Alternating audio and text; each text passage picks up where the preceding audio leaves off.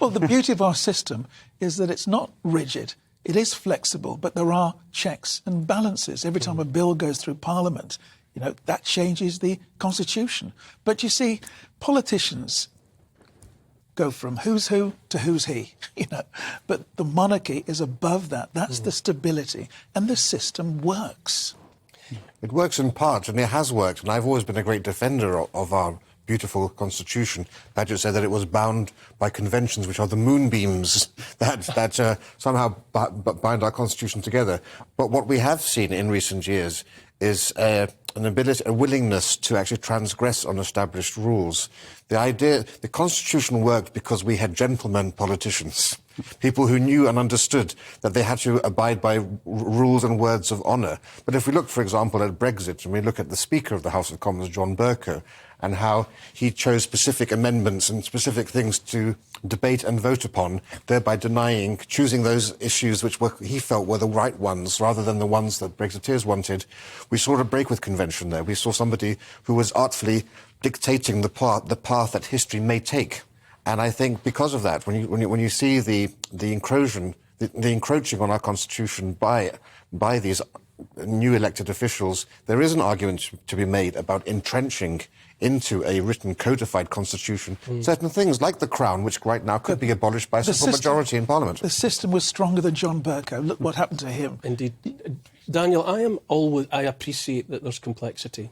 After several hundred years, there's going to be complexity inherent in the system. But there ought also to be something simple that the people understand.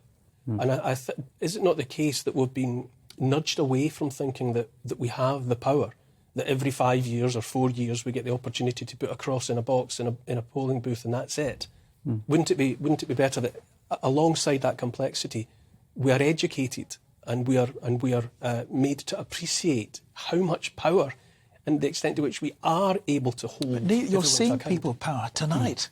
It's there. But it's been a long time coming. But I think the issue, partly with the way the Constitution works and with the monarchy, is that maybe it masks the reality. I think we saw this with the prorogation of Parliament, that people on the Remainer side of the argument were incredibly angry at Boris Johnson for there were suggestions that he'd misled the Queen, dragging her into politics. But I think there you saw the real lack of power that the monarch has, which is that ultimately the King will have to do what the Prime Minister recommends, because if... Is that the case? Isn't there is that ability? The coronation oath is a vow to protect fundamental freedoms. Yes.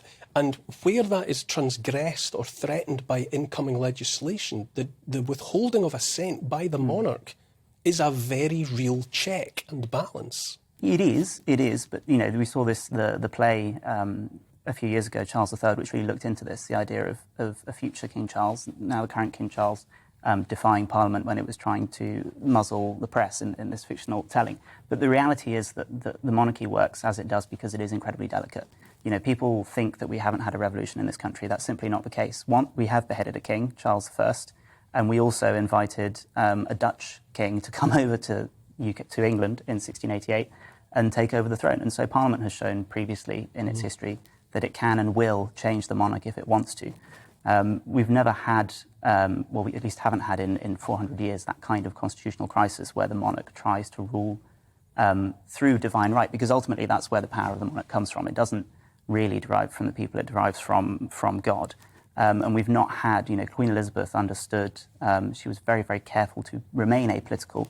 That was part of her popularity, that whichever side of whichever debate it was, you could believe that she was probably on your side secretly. Secretly at home, she was a Brexiteer or she was a Remainer or she was this or that.